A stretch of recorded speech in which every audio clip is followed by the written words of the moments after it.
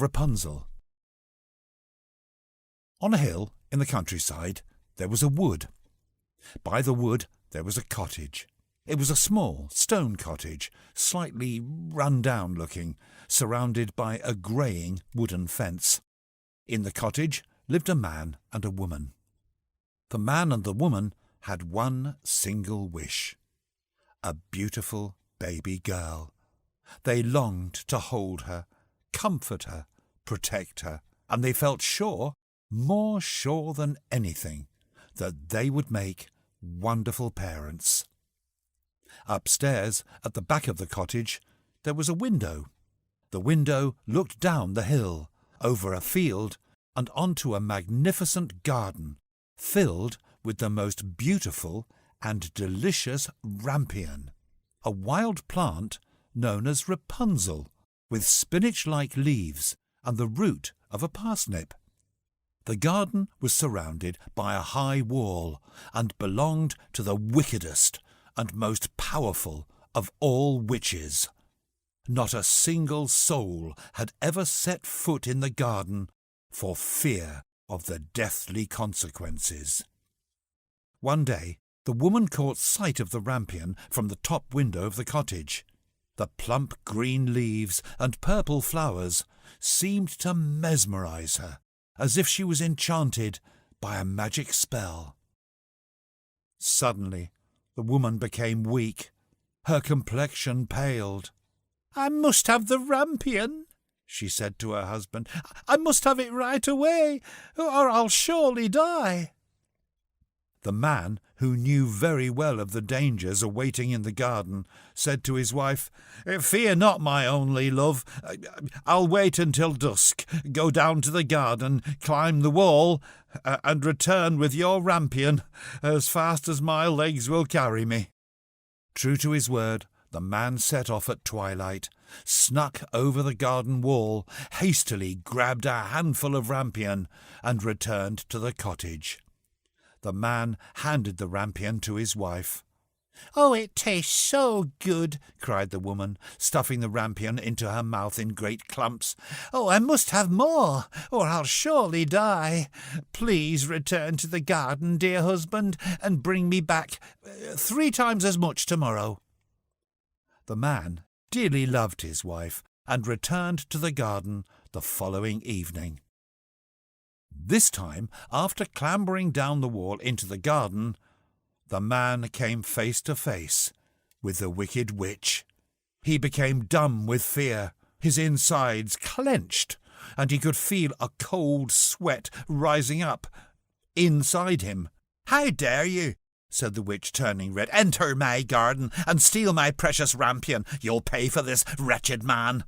"Wait," cried the man. "It's for my wife. She's pale and weak and says she'll surely die if she doesn't eat your rampion. It's the only thing that can heal her. Oh, please take mercy on me, witch." There was a long pause. Then the witch's face softened. "Very well, man," said the witch. "If your words be true, I grant you all the rampion you like, but it comes with one condition. You must give me the child that your wife will bring into the world." The man, terrified and with nowhere to turn, consented. Soon after, his wife fell pregnant, and soon after that she gave birth to a beautiful baby girl. The baby had no sooner taken her first breath when the witch appeared in a puff of smoke and bellowed, "Rapunzel, Rapunzel, you stole my Rapunzel, upon which you did greedily dine. You must pay for this act, and, as a matter of fact, this baby of yours is now mine." The witch let out a beastly cackle, then vanished, taking the newborn baby with her. From that day forward, the baby girl became known as Rapunzel. And as she grew older, the wicked witch took Rapunzel deep inside a forest and locked her in a tower. It was no ordinary tower. The tower stood as tall as a 20-story building.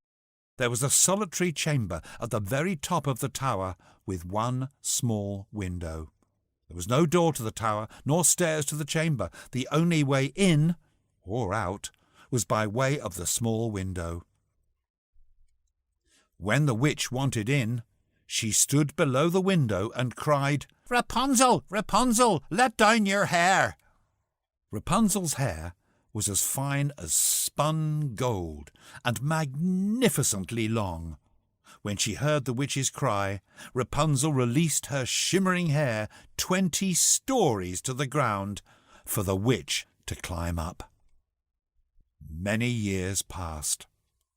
Then, one day, a king's son rode through the forest and came across the tower. An angelic song stopped him in his tracks. It was Rapunzel. She sang to while away her lonely days in the chamber.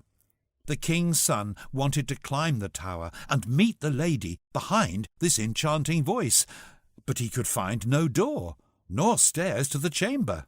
Alas! He rode home, downhearted. In the days that followed, the king's son could think of nothing but the alluring sound of Rapunzel's voice. So he returned to the forest every day and listened to it. While in the forest, the king's son saw the witch approach the tower, and he heard the witch cry, "Rapunzel, Rapunzel, let down your hair!" Rapunzel let down her hair, and the witch climbed up. "This is the way in," thought the king's son. "I shall return tomorrow and do as the witch. Then I will meet the lady with a voice so sweet that we shall surely be wed." The king's son returned the following day, went to the tower and cried, "Rapunzel, Rapunzel, let down your hair!" Immediately the hair fell down and the king's son climbed up. Well, as you can very well imagine, Rapunzel was shocked to see a man enter her chamber. She'd never seen a man before. But the king's son made her feel quite at ease when he spoke of the enchanting voice that had drawn him to her in the forest. "Will you take me for your husband?" he asked. "I will gladly go with you," said Rapunzel, "but I cannot get down. Bring with you a pile of silk every time you visit. I will use it to weave a ladder, and when the ladder's ready, I'll climb down and we can ride away on your horse." The king's son agreed to come every evening. This way he could avoid the witch who visited by day. The witch had no knowledge of the king's son until one day Rapunzel carelessly let her secret slip. "Tell me, witch," said Rapunzel, "how is it that the king's son can climb up to me in a moment, but it takes you much longer?" "What did you say?" cried the witch. "You are mine and only mine. Oh, how you've deceived me, Rapunzel! You shall suffer greatly for it." The witch seized Rapunzel's hair in a flash, took out a pair of scissors, then snip, snip, snip, snip. Rapunzel's golden hair fell to the floor of the chamber with an almighty thud. Rapunzel let out a great yelp and then began to cry. "To the desert you will go," screamed the witch, "to live the rest of your days in horrible pain and suffering for your wretched behaviour." Then, with a single click of the witch's long, spindly fingers, Rapunzel vanished from the chamber. That evening the king's son rode up to the tower and cried, "Rapunzel, Rapunzel, let down your hair!" Immediately the hair fell down, but this time the witch had hold of the golden mane. The king's son climbed up, expecting Rapunzel as before, but this time was met with the poisonous stare of the witch. "Your darling Rapunzel," sneered the witch, "is lost to you. You will never see her again."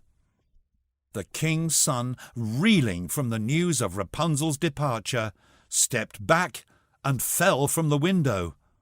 He narrowly escaped with his life, but the thorns upon which he fell pierced his eyes.